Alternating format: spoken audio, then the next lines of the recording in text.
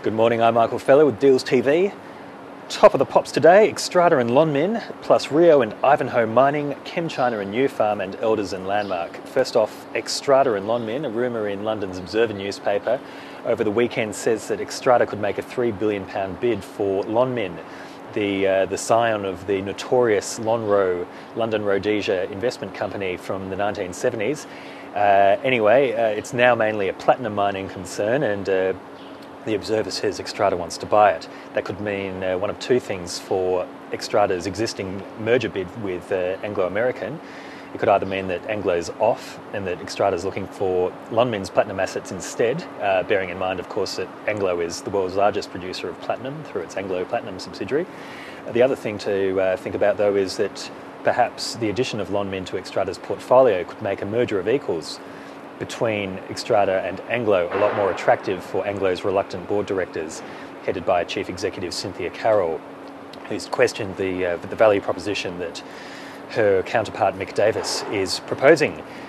On to Rio Tinto. They're set to announce the details of an agreement with Ivanhoe Mining of Canada over the copper project in Mongolia. I don't know how to pronounce the name of that project, so I won't even bother. So straight on to ChemChina now, where there's a rumour that they could be again eyeing Nufarm, the company that 2 years ago walked away from a takeover bid.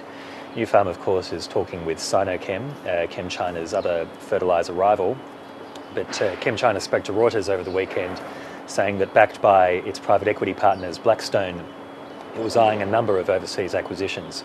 And Nufarm is obviously the most interesting possibility for us here in Australia. And also on the rural space of things, Elders has finished its recapitalisation, as we discussed in Breakfast Deals this morning.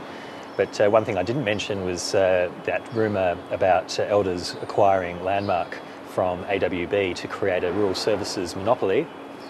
Malcolm Jackman, Elders CEO, has downplayed that rumour, but it still exists, and a lot of punters are telling me that this is almost a certainty, so definitely watch out for that. I don't know what I really think about it.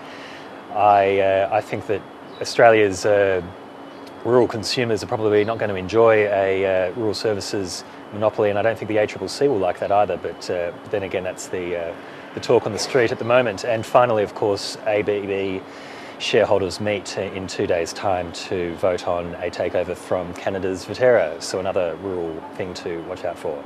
That's all we've got time for today. I'm Michael Feller, and see you tomorrow.